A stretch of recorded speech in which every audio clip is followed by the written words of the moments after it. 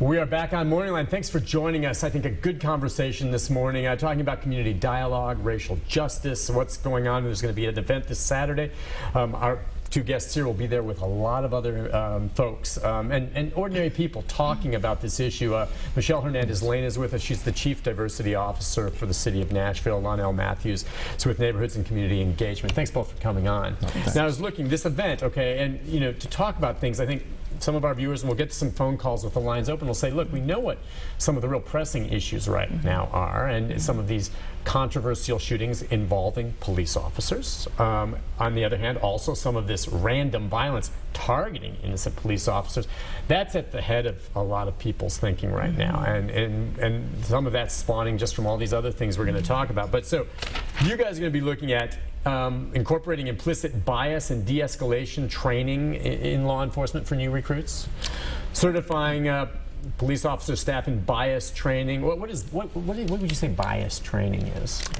Well, making sure that the bias training profile, if you will, is really targeted at ensuring that any kinds of preconceived ideas, or whether they're intentional or unintentional, which is very important to note as well, don't have its way in impacting or influencing how you deal with or perceive people that you're engaging with. A traffic stop or a crime scene situation, anything, that's kind of like situation critical for anybody, for the police officer as well as for the citizens that are involved.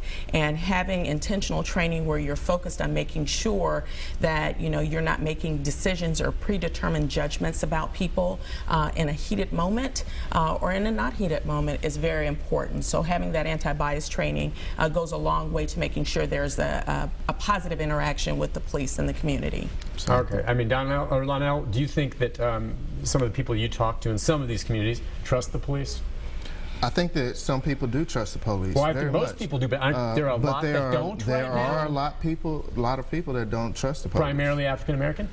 Primarily African Americans. Based on what they see happening? And to a large degree, millennials. Okay, yeah. And so that is what you see with a lot of activism that's happening nationwide, but it's happening here in Nashville too, is that there's a young millennial activist movement going on, and that's where you get your Black Lives Matter. That's where you get groups like Surge that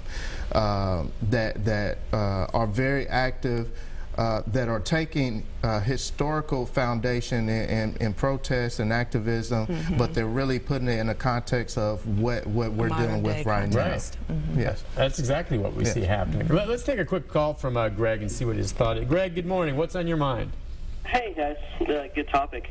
Yeah, I think you guys are all on the right track. It kind of starts at the top.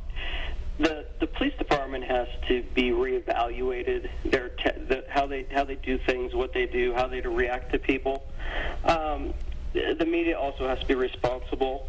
But I think the biggest turnaround would be that when citizens are being shot for having brake lights out and things like that, these police officers have to be accountable. You can't just let it go and come up with all these excuses of why it was okay and justify the shooting when someone's lost their life over a brake light. There is no justification in my mind for someone to lose their life over a brake light. So until this country starts prosecuting or arresting police officers for not doing their job and firing them, like if I don't do my job correctly, or if I'm a truck driver, if I get in an accident, I lose my job, I lose my license. There has to be some sort of accountability.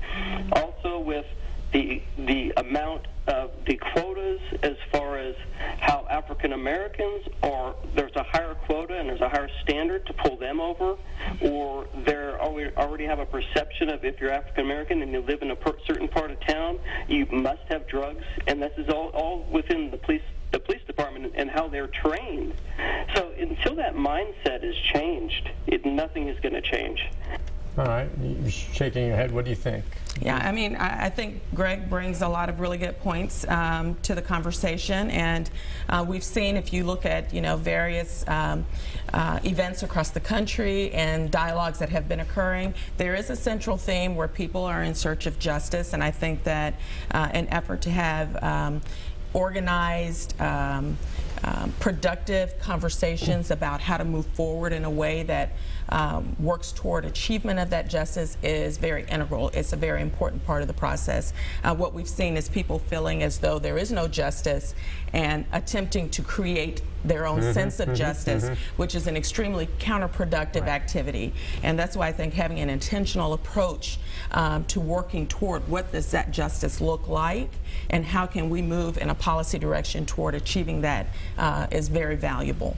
So at this time, having this event Saturday, from both of your perspective, is this a critical time right now where this has to, I don't know how long this has been in the works. How long is this planning for this meeting been in the works? Because I'm just saying, I mean, how critical are we? Are we on a little edge here? Because I think you know as well as I do that if today in the news something happens here where someone gets shot, and there's questions about why, I don't know what's going to happen in Nashville. I sure hope, I have a feeling of what I hope happens, but I don't know. And I don't think any of us do. To answer your first question, how long has this been in the works? We started working on this the Friday after the video started to surface on Facebook which is smart. A couple of weeks That's ago. good thinking. And so the sense of urgency for Mayor Berry was that and we proposed doing an event in August just to give us some time to really plan, because this is a very delicate but it's an important conversation to have, and you want to do it right, but she had a sense of urgency that she wanted to connect with the community and people faster. Right away. Right away. She's right on money on that. So that's why we came up with the two event approach, to where we're going to have one event to connect immediately, become more informed of what the community is feeling, but also give opportunity to allow some of that venting, grieving, and healing to take place. But also, all the while, we're going to be planning toward a larger community event where we anticipate 1,000 to 1,500 people participating in a honest conversation about race and equity in our city. Okay, and as you said, there will be a later event after this one on Saturday. Right, that's the event that Lionel's talking about. That will be when again? September. September 10th. And your idea on that is hopefully spawned out of this will be the ideas where then everyone else, it's open to the public. Right. Yes. Some of the more salient issues would kind of bubble to the top and then would serve to inform and drive some of the bigger conversations with a larger group of community members. Okay. Now I know you're going to get some of the ideas obviously from this event on Saturday, but from both your perspectives right now, what do you see maybe in your mind, and from what the mayors maybe shared with you, you see as the greatest concerns here in Nashville, or perhaps some of the biggest hurdles we face in our community that create the potential for a real problem if it's not addressed? What is the biggest hurdle? Is it diversity maybe? I mean, in some of the things, is it preconceived notions some people have that aren't fair? What are the biggest hurdles? And maybe they're the same everywhere else, or is there anything unique to Nashville? Yeah. No, go ahead. Whoever, ladies first, go ahead.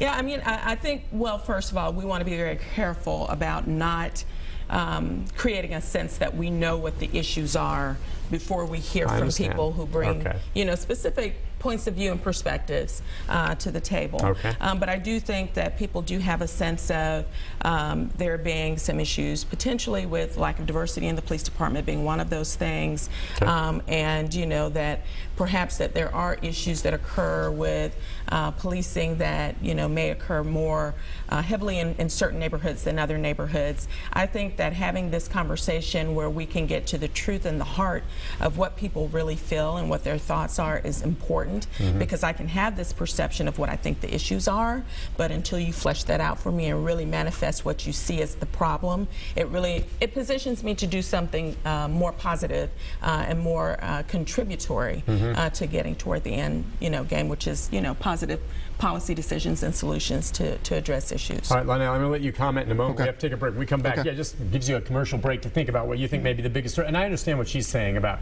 you have your ideas. You both are humans, and you both have your own ideas. And you're going to get more from the people you hear from tomorrow. But just what you guys perceive at this moment, maybe you can tell me from the neighborhood perspective too. All right, we'll take a break and be back with more calls and more of our conversation. Hear from him right after this. Stay with us. It's probably pretty much it.